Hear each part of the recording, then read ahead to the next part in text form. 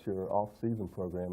When will you be able to start lifting and running and all that kind of stuff? Well, usually I work out 6 days a week, and with this, I'm going to have to slow it down a little bit, give it a little time to heal, because with this kind of deal, you don't want to rush it.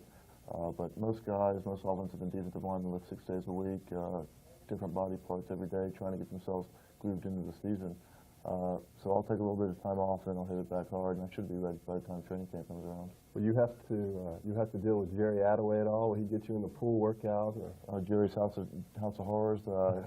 Jerry is notorious for putting guys through tough workouts. He's one of the best in the league.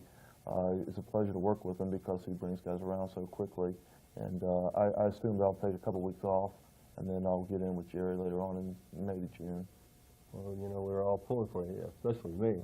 Well, hopefully we can get it going. You know, I know the guy's pulling for the most is Joe Montana and get some other That's right. to take for him. Now, last year there were a lot of changes up front, and most of those ideas came from George Seifert. And I know there was a lot of people that didn't really care for the changes that went on up front there, moving you over to center during training camp, and then over to finally to guard, where you played the whole season. But have you heard anything about this year? I know we just got we got Roy Foster. We drafted a couple guys. Have you heard anything about what position you'll be playing this year? No, I really haven't heard, but you know, I've expressed to the 49ers that they moved me from tackle. I played tackle the first 3 years I was here, and they moved me to guard for last season.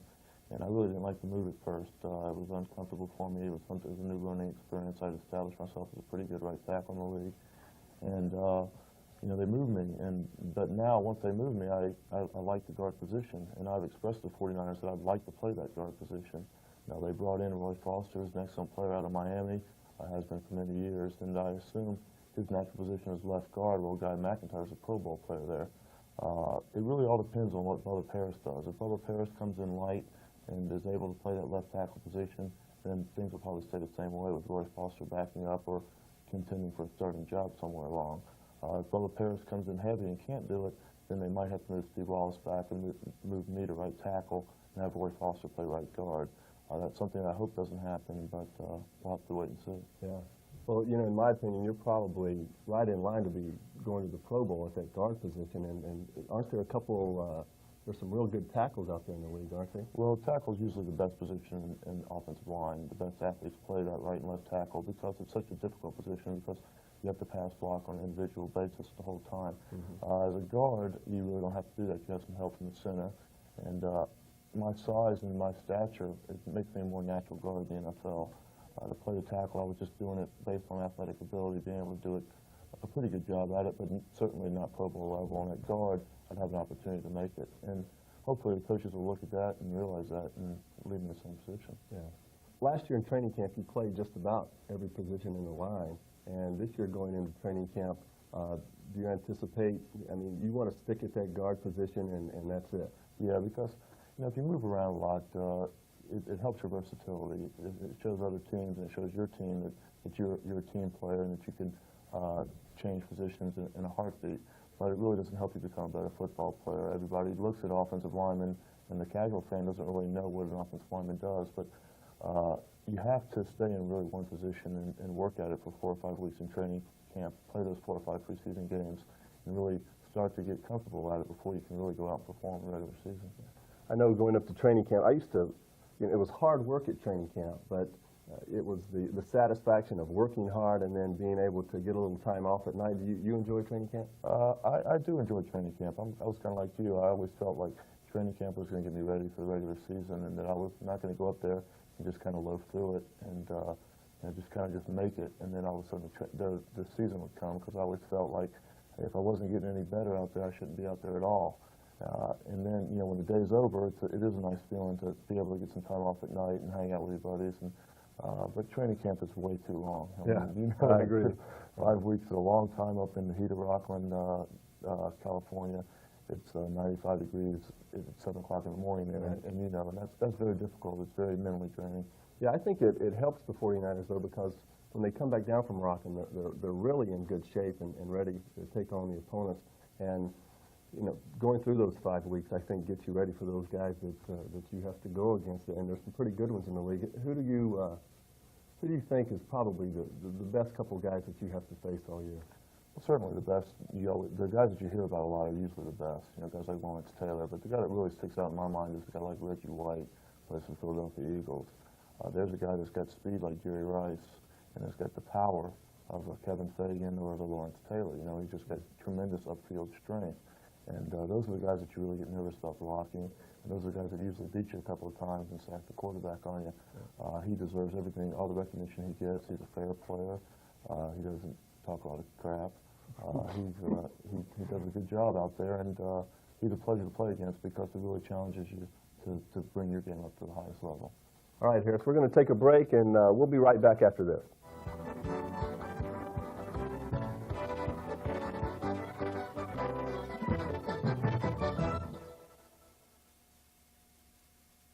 If you've just joined us, we're here with Harris Martin. Harris, there's been some major changes on the squad this year. Ronnie Lott's gone to the Raiders. Roger Craig's gone down to the Raiders. Matt Millen's to Washington. We're losing Eric Wright, Keena Turner, Mike Wilson. You know, that's a major impact, but did you see the 49ers overcoming that? Oh, yeah, certainly. Anytime you have a guy like Jerry Rice or Joe Montana on your team, you're going to win 8 ball games easily. It's up to the rest of us to pick up the slack from what those guys left off. Certainly guys like Ronnie and Roger are going to be missed, but really guys that are inspirational also were guys like Mike Wilson, who played here for many years, has 4 Super Bowl rings. Eric Wright played with a lot of injuries. A lot of guys looked up to him. Certainly Keena Turner was really the unspoken leader of our defense. And if we can get through training camp and get through the first couple of games and do well, I think we'd be all right. Yeah, I know we've made some moves with Plan B, and I thought we had a pretty good draft. Have you been able to keep up with that? I know we got a couple of offensive linemen, Boat Swain and Scott Bowles, I think, from right. Texas or something like that. Yeah, I've heard that they're pretty decent players, that they're going to need some time to develop. Certainly coming into the NFL is a difficult transition from the college. You have to learn how to pass block, you have to learn the scheme, you have to learn how to work in the 49er offense. And I don't think that they're anticipating them coming in and immediately helping, but I feel like they want them to come in and help in later years. I know that the guy from Louisville, the Washington kid, is going to be a pretty good ball player, and hopefully Ricky Waters will come in and help us out as a running back. Yeah. Do you see any specific areas that the 49ers should be concerned with?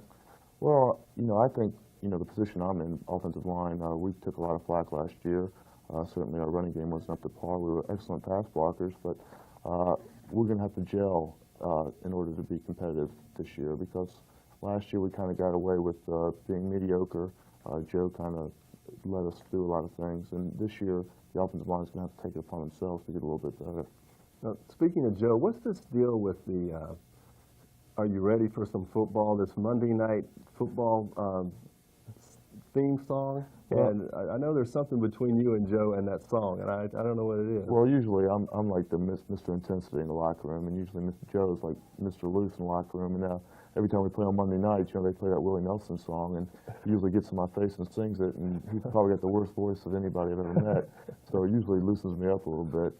I probably need a little bit more of that. If I could play as loose as Joe, I'd be very happy. Yeah. So now as you go through your career, you played for how many years now? This will be my 5th year. Your 5th year. And do you have specific goals in mind that you're trying to achieve before you you'll be around here a long, long time, barring injuries? Right. Well, I've always been a really pretty goal-oriented person. In college, I always wanted to be an All-American. I always wanted to do well in school. And when I got to the professional level, certainly I wanted to be known as an All-Pro. But I guess most importantly, you want to look back on your career as a 49er and say, hey, I played with the team for many years. I was well treated, and I treated them well back. I played hurt. I played in a couple of Super Bowls, and you just want to be able to look at the mirror at the end of your career and say, hey, I gave it all I got, and hopefully they appreciate it. Now I know that you're into horse racing a little bit, right. And I know you hang around and go to some races with Mr. DeBartolo's father. That's correct. Ed Sr. Right. And are you going to the Kentucky Derby this weekend? No, unfortunately, we got a minicamp this weekend, so I'm not going to make it. Right. But I'll be watching. Do you have any predictions for that? I'm going to have to go with Fly So Free. You know, that's going to be the horse to win. I'm a big sports fan in general. I watch a lot of hockey, a lot of basketball, baseball. Growing up as a kid, I was a big sportsman. And really coming out here, I've just finally been introduced to horse racing. Yeah. We're not allowed to give any tips on football, but I guess horse racing is all right. Right. Well, any tip that you get is usually a bad tip in horse racing. That's what I've always learned. So don't believe a word I say. Right. So in years to come from now, what would you want to be said about Harris Barton? Well, I'd like people to look back and say Harris Barton was intense. He was giving to the community. He was a good football player. And if people can say that, then I believe that I was successful in my career as an NFL football player. All right, great. Well, Harris, thanks for joining us. My I appreciate pleasure. you being here. My pleasure. And we'll be right back with Jerry Attaway. He's taking us behind the scenes and showing us how he keeps those 49ers strong.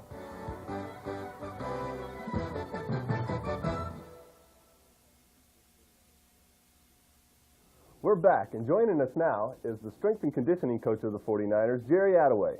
What does it mean to be a strength and conditioning coach? I mean, what do you have to do to get these guys going? It can be anything. I mean, there's people that have parts of their contracts for workouts. There's other people that are just highly motivated and they're here all the time.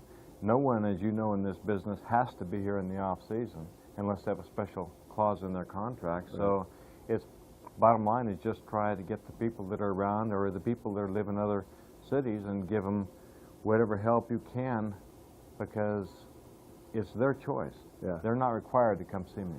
I know it's tough for these guys to be self-motivated, and I know when they're coming in here, they're looking for a little help, and there's a workout thing that you kind of put them through. Can you kind of describe that? Because I've been through it one time, and I never wanted to go through it again. You're talking about on the field? Yeah. Or? Well, you know, most people, when you think of workouts, you go out and run a certain number of 220s or 880s or 100-yard dashes or 40-yard dashes, and what we try to do is make all of the things they do somewhat related to the skills that it takes for them to perform in their position. So it's sort of a carnival. We hardly ever run in a straight line. We've got ball machines. If we want a linebacker, say, to run a sprint of some kind, we'll have him start out in a back pedal, which he normally would do. He'd turn and run. At the end of the run, we'd throw a ball out so he has to catch it. Mm-hmm. So we try to basically acclimatize them to what they do to make a living. Now, I know you're heavily involved with the rehabilitation, as are the trainers. I know that personally because my last year with the 49ers, I couldn't have made it on the team if you hadn't been there to help me get through that workout. But what's your evaluation of it's come a long way from just going in the training room, getting a little treatment. Now there's the pool workout that you put me through. There's a lot more to it. Well, the trainers and the doctors, dealt with you when you first had your injury, and at a certain point, everybody recovers to a spot where they're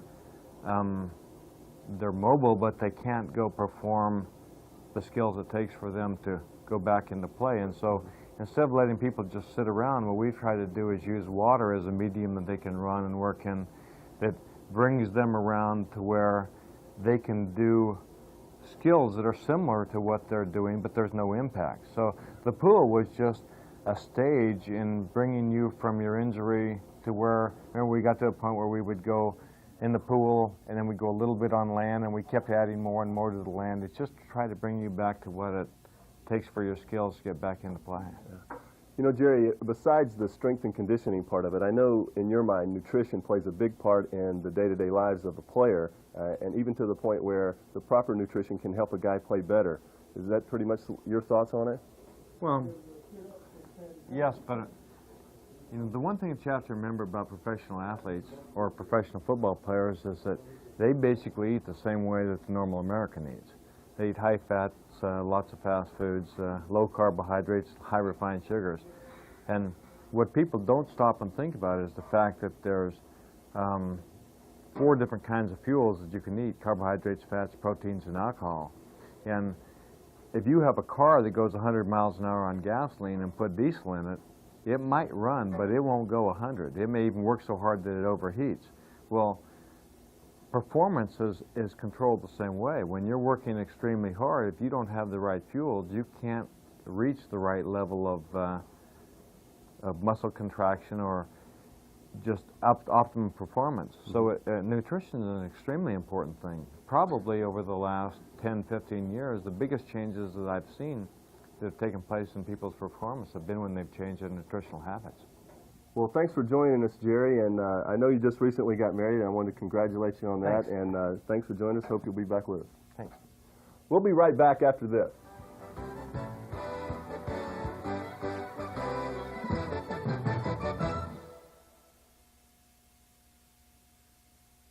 Now it's time when we select a question sent in by one of our viewers addressed to their favorite member of the 49ers. This week's question is from Paul Angelo of Campbell, California, and Paul asks Coach Mike Holmgren, Coach Holmgren, being an NFL coach is a high-tension job. How do you manage your stress levels and keep you cool? Well, Paul, that's an interesting question.